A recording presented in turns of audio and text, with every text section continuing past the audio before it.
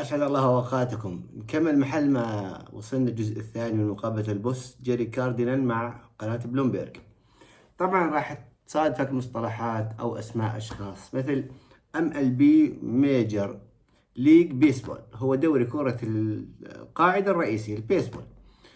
EPL English Premier League اللي هو دوري كرة القدم الإنجليزي زي ما احنا عارفين. NBA National Basketball Association الرابطة الوطنية لكرة السلة. ريد سوكس اللي هم بوسطن ريد سوكس فريق كرة قاعدة، فريق بيسبول. ESPN هي شبكة قنوات رياضية ترفيهية مقرها في الولايات المتحدة الأمريكية. بيجي عندنا كمان أمازون هو موقع تجاري إلكتروني لكنه صار يهتم ببث المباريات. يس نتورك اللي هي يانكيز فور انترتينمنت اند سبورت، اللي هو لما تسمع الاسم تتوقع انه حصريا للبيسبول او لليانكيز، لكنه لا، هو بيتابع اكثر من فريق باكثر من دوري. بصف عندنا روبرت ميردوخ هو اسطورة الاعلام، هو امبراطور الاعلام، مالك شبكة قنوات فوكس.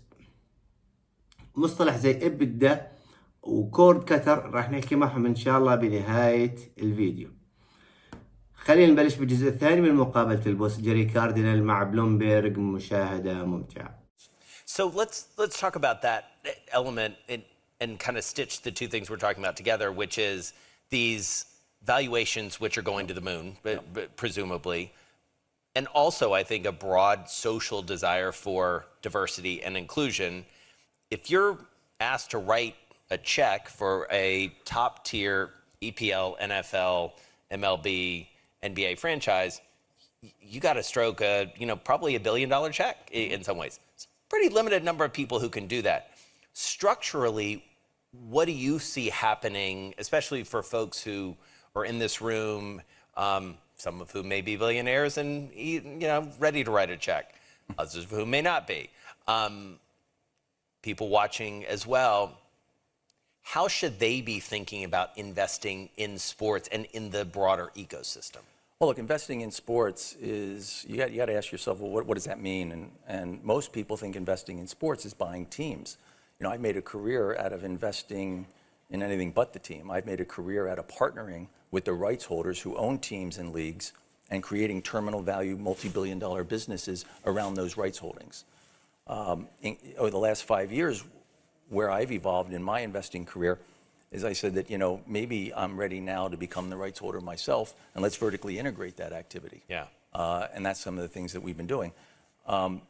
Sports team ownership is going to need to evolve if you want to see this continued escalation in these asset valuations. Ownership rules are going to have to change.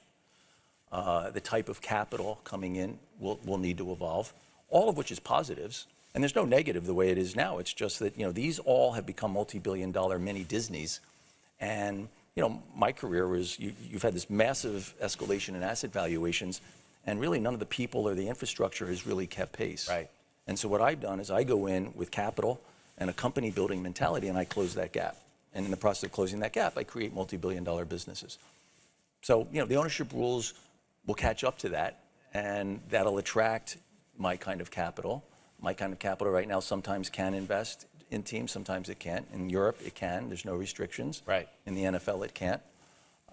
And then some of the attributes around number of owners, there's limitations around that. The minimum ownership percentage that the control owner needs to have. All these factors, everybody's going to need to, in each of these leagues, is going to need to look at that and figure out what's best for the league and the teams to ensure that the right kind of support is coming in financially to continue this progression. Right. So as I think about, myself and other folks in this room, we are, many of us, consumers as well as investors. And one of the places where that rubber meets the road, as it were, is in the media world. I am a cord cutter, probably later than others, maybe well ahead of others. But I think about how I consume sports. Yeah. I think about how much has changed in the rights landscape with Amazon getting Thursday Night Football, with all of that being realigned. How would you describe sort of the state of the media side of pro sports and how we should be thinking about it? Well, look, we created the Yes Network with the New York Yankees back in 2001. We sold it to Murdoch in 2013. We bought it back in 2019 with the New York Yankees and Amazon. Very different plays. When we started, it was a growth equity play. We sold it for $4 billion, bought it back for less than that. The EBITDA had doubled by that point from when we had sold it, and we bought it more as a different type of a growth play with the potential for a whole re-underwriting for version 2.0 based on direct-to-consumer and based on more interactivity with the fan, which we talked about. You know, the demise of the cable bundle has been greatly exaggerated. When you look at just ESPN, you know, ratings are up 30%. You know, viewership is up 40%. When you look at the Yes Network had 8 billion minutes of consumption last year. That is more than the next 20 top primetime shows in aggregate. Think about that. Wow. 70% of Yankee games are rated #1 in primetime. Right? Now, if... So much for the death of baseball, huh?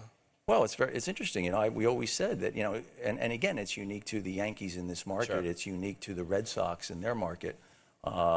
And that is some of the best must-carry content in those markets. Opening day is tomorrow, and you're going to see the two of them. That's going to have tremendous ratings.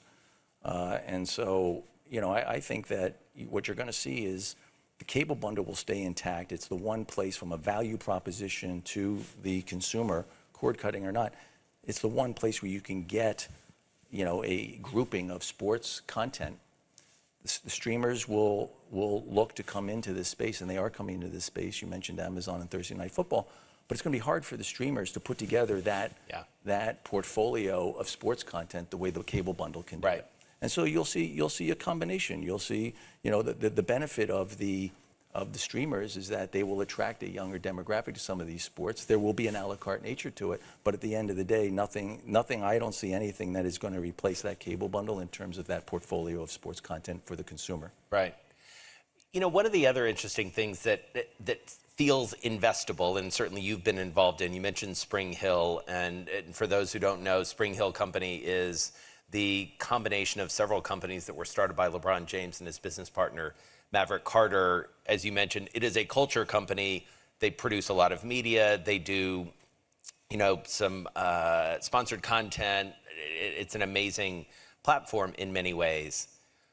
LeBron, in many ways, one of one, except he does represent this investable athlete concept in some way. And you've talked before about the IP of an athlete, the intellectual property around an athlete. Help us understand how that's evolved and maybe where it's going and how you think of it as an investor. طيب بعد ما شفنا الجزء الثاني من المقابلة خلينا نحكي عن المصطلحات اللي حكينا بدنا نحكي عنها زي EBITDA اللي هو earning before interest taxes depreciation amortization اللي هو المكاسب التي تأتي قبل الفائدة قبل الضرائب قبل الإهلاك وقبل استهلاك الدين. عندنا مصطلح ثاني اللي هو كورد كتر. ايش يعني كورد كتر؟ كورد كتر اللي هو قاطع كيبل، معناها انه انا بديش ادفع على الكيبل، بديش ادفع لحسبة الستلايت، بدي ابلش اشتغل على الانترنت. هذا معناها. عندنا مصطلح زي الا كارت. الا كارت اللي هو مصطلح يعني خلينا نحكي بشكل عام. فت على مطعم عامل بوفيه. البوفيه فيه طبق رز مثلا مع صحن مع نص دجاج او قطعة لحمة مثلا مع سلطة بكلفك 10 دنانير. هسا اذا انت بدك تضيف اشي ثاني راح تدفع. يعني هذا الطبق هو اللي بتاخذه ب10 دنانير اللي هو الطبق الرئيسي المين ديش. اي اضافة ثانية راح تدفعها. هاي هي الالاكارت. طبعا هو ايش قصده فيها؟ بانه احنا ممكن نشتغل على حسبة الكيبل اللي هي قنوات الستلايت المدفوعة، واشي ثاني بدك بتحضر على الستريمر تدفع عنده المصاري. شو فائدة الستريمر بالنسبة للستريمر؟ طبعا هم اللي بيبثوا محتوى عبر الانترنت. فائدة الستريمر انها بتجذب بعض المناطق السكانية الصغيرة. ايش معنات الحكي هذا؟ احنا بنحكي على مناطق ريفية. يعني انت عندك مثلا بوسطن ريد سوكس، عندك دنفر لوس انجلوس ليكرز، بتحس انها مدن كبيرة، فلذلك الناس اللي فيها مع حم المدينة بيصيروا يتابعوا الكل. لكن المناطق السكانية البعيدة الصغيرة هاي بتكون مناطق ريفية بشكل عام، فما بتكون كثير مهتمة بالموضوع. لكن كونه بيصير في بث على الانترنت ممكن انهم ينجذبوا للموضوع هذا بنسبة، برأي البوسس انه هاي من فوائد الستريمر عفوا. طيب برضو احنا شفنا انه هو المذيع كثير كان يحكي عن موضوع الاستثمار. ايش برأيك الشكل؟ طبعا هو الايفنت بشكل عام ليش كان؟ ايش هدفه؟ هدفه بانه مع الظروف المحيطة هاي ممكن المستثمرين يلجؤوا لأماكن أخرى، لكن راح يزيد مربحهم، لكن راح يزيد خطورة عليهم. هذا كلام صحيح. يعني على سبيل المثال إحنا بلاد الشام إجت علينا موجة شتاء السنة الماضية كانت قاسية جدا بصراحة. فأنت ممكن كتاجر إيش تعمل؟ تروح على تركيا، مصنع فارو مثلا تحتكر صناعته كاملة 3000 معطف 4000 معطف تحتكرهم. أتصورك بأنه راح يجي الشتاء زي ما إجا الماضي، فأنت خطرت. إذا إجا زي ما إجا السنة الماضية فأنت ربحت، بس كانت مخاطرتك عالية. لكن إذا ما إجا فأنت خسرت. فهي بيكون كل ما زادت المخاطرة كل ما زاد الربح. بشكل عام الإيفنت، فلذلك الإيفنت كان يستقبل اللي زي جيري كاردينال حتى يحكي عن تجربته، عن أفكاره، إنه كيف يدعو الناس، إنه مجال الإعلام الرياضي اللي هو بيشتغل فيه هل هو مناسب إنه ندخل فيه. فالمذيع كان يحاول بطريقة بأخرى إنه يستدرج منه الحكي، إنه هل بتشجع الناس أو لا.